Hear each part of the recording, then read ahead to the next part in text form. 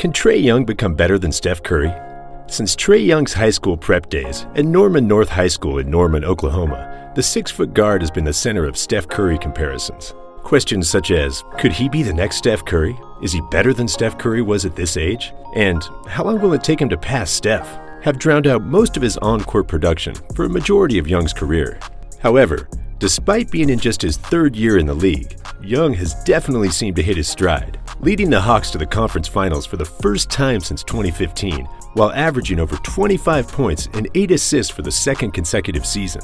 However, no matter how well Young plays, the comparisons to Steph will always follow in some capacity, as he is the player currently who resembles the 3-time NBA champion the most. The question is, can Trae Young become better than Steph Curry? While this isn't an easy question to answer, we can take a look at the pair's on-court impact side by side during their first 3 seasons to get a better idea of how they stack up. In order to better understand how these two compare to one another, we need to look at several categories on both the offensive and defensive end. First, we'll take a look at passing. While Trae Young isn't quite the point god, he's not as far off as some may think. Dating back to his Oklahoma days, where Young became the 3rd freshman ever to lead the NCAA in assists. He's averaged over 8 per game in every season since. In each NBA season, he's increased his average assists per contest, which shows some pretty amazing consistency. Steph, on the other hand, has lagged a bit behind Trae with his dimes. Curry's career high in assists per game came during the 2013-2014 season, where he averaged 8.5 assists per game. To put that into comparison, Young has already surpassed that mark 2 times in his first 3 seasons in the league. Give him enough time, and there's a very good chance that Trae will average well over 10 assists per game at the rate he's going. Now, I could bore you with some more numbers to try and convince you that Trae already may be a more advanced passer than Curry has ever been, but who wants to sit down and listen to that? Let's take a look at some film instead. For Trae, he's had a hand in every basket. And another Potter with the jam. Alex left and one. Beautiful. And in 5 to go. Here is Curry's maneuver. Pass inside Wiggins. Curry. The reality is, Steph has always been a bit of an underrated passer. I mean, just look at some of these passes. Those behind the back ones aren't nearly as easy as the players make them look. After watching Trae's highlights though, one can see that he has a natural gift for getting his teammates the ball in a position to score. However, when we think about the position that Young was thrust into as a rookie, he was the focal point of a horrendous Hawks team. Young's usage rate as a rookie ranked 1.5 points lower than Steph during the 2018-2019 season, which shows you just how much Young was used right off the bat. The Hawks were going to burn a lot of possessions, and they gave Young the green light to do so. Compare that to Curry's rookie season, where he shared the backcourt with scoring specialist Monte Ellis on a team that also featured Steven Jackson and Corey Maggette. The reality is, Curry was never tasked with as much as Young has been early on in his career. Now that Young is starting to be surrounded by players who can alleviate some of the offensive pressure from him on the court, it'll be interesting to see how his passing numbers fluctuate. Will he continue to average 8 or 9 assists per game, or will his offensive production take a hit? Either way, I'd say Young has a marginal advantage over Curry in passing, which gives him the green check early on. Shooting. Should I just give Curry the advantage and call it a day? In all honesty, Steph's pretty clearly got the upper hand in this one. He's the undisputed greatest shooter in NBA history, setting numerous records that'll stand for quite some time. However, it's only fair that we give the young kid, who modeled parts of his game after Curry, a chance. Steph has redefined the entire game of basketball with his 3-point dominance, and Trae took advantage. As an undersized guard, Young's ability to stretch the floor with his deep range gives him more opportunity to launch deep shots, similar to Curry. I mean, don't these shots look Curry-esque? Trying to get it back to Trae. He'll launch from the logo. Connect! Looking at the stats, Curry's shooting numbers during his first 3 seasons have bested Young's numbers by a large margin. Imagine coming in as a rookie and shooting 43.7% from downtown, and then cracking 45% by your 3rd season. It's even more impressive, considering Steph's diverse shot selection and high usage rate. In contrast, Young shot under 36% from beyond the arc during his first 3 seasons, bottoming out at 32.4% as a rookie. One could argue that Trae had more field goal attempts during his rookie season than Steph.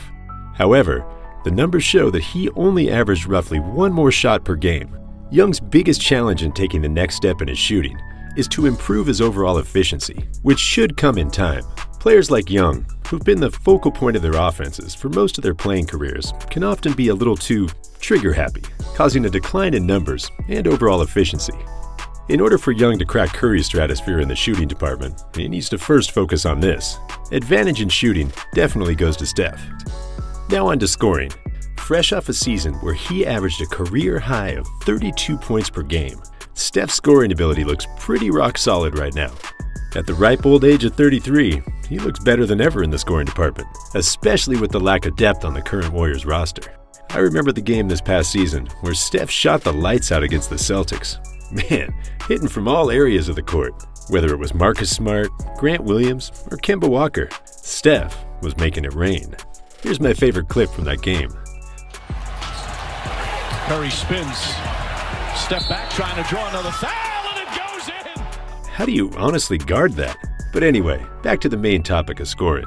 Steph was drafted to a Warriors squad with plenty of talented, shot-happy scorers on the team. Yep, I'm again looking at you, Monte Ellis. So, he didn't have quite as much opportunity as Trae did in his first couple of seasons. Steph averaged an impressive 17.5 points per game during his rookie season and 18.6 points per game during his sophomore season, before missing most of his third season with ankle ailments. Trae, however, has been given buckets since the moment he stepped on an NBA court. Young averaged 19.1 points per game in his first season, then posted an absurd 29.6 points per game during his sophomore season, good enough for fourth in the league behind Bradley Beal, Damian Lillard, and James Harden. While Steph missed most of that season with a broken hand, it's fair to assume that he would have been near Young in terms of scoring had he been healthy. Young's a talented enough scorer to run with Curry. However, his lack of size makes this a tough one to decide. I'd say if Young's able to maintain close to a 30-point per game threshold through the duration of his career, assuming it's a lengthy one, he'll be able to surpass Curry in scoring ability.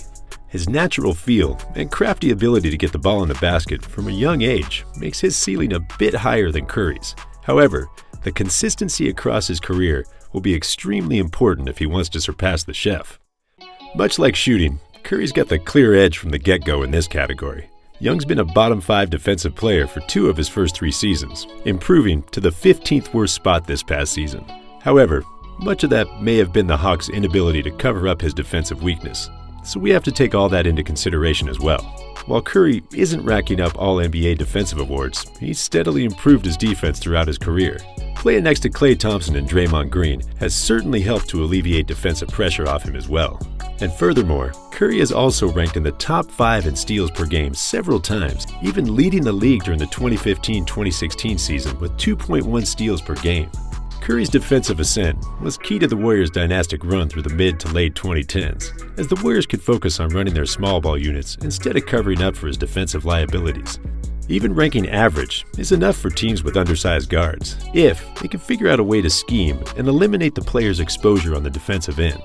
Yes, he is improving, but Atlanta is always going to have to compensate on that end of the court when he's in the game, as teams are going to target him more and more as the game goes along. Young's limited size and lack of defensive tools make his ceiling relatively low on the defensive end. However, if he can work to become an average defender, it would greatly benefit both him and the Hawks. In this league, you have to be a two-way contributor. Look at recent examples of Isaiah Thomas and Carmelo Anthony. Melo was the king of ISO scoring for years. However, he was never exactly known for his defense. Despite his elite scoring ability, he was somewhat of a liability on the defensive end for a good chunk of his career. When the league moved away from ISO scores, Melo nearly became extinct. However, he retooled and focused on his defense, and it's paid off mightily. Unfortunately, Isaiah Thomas hasn't been quite as fortunate due to his 5'9" frame and recent injury history. Thomas's brilliance on the offensive end hasn't been enough to compensate for his lack of defensive ability. Boston did a masterful job of covering up his weaknesses during his prime years, surrounding him with 3-and-D players to cover tough assignments for him. Once injuries hit, though, he hasn't been able to make it back on the court and has likely seen his last significant playing days in the league. I'm not saying Young would become like Isaiah Thomas, but two-way ability is essential in today's game, and Young may only go as far as his defensive limitations allow him in his career.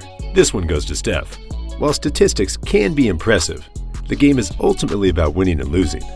Team success can play a huge part in defining a player's legacy, as just one conference or NBA Finals trip can make or break a resume.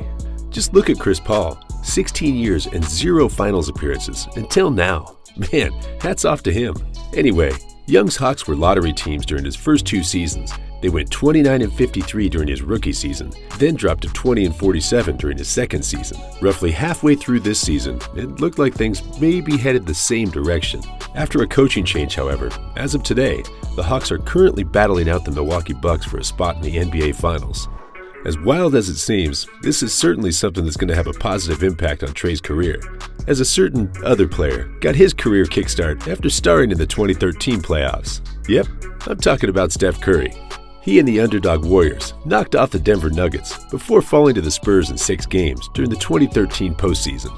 Man, that experience helped Curry immensely. As you could see the difference the next year when he returned, his confidence was that much greater, and the Warriors won the title 2 years later. So in terms of overall success, Steph has set the bar pretty high, despite starting off his career with several losing seasons. No matter how the Hawks' playoff run ends from here, it's going to be exciting to see how Trae comes back next season with this experience under his belt. He's going to have to lead the Hawks to new heights in order to compete with Steph's level of winning on the court, but I'm sure he's up for the challenge. Only time will tell how well he'll do in achieving this. All in all, Trae Young may be a better statistical player than Steph Curry through this point in his career. He certainly has the talent to surpass the chef. However, Curry's postseason accomplishments and his on-court consistency has made him one of the greatest players of his generation, which will be tough to beat. Oh, and Curry paved the way for guys like Young to have a spot in this league.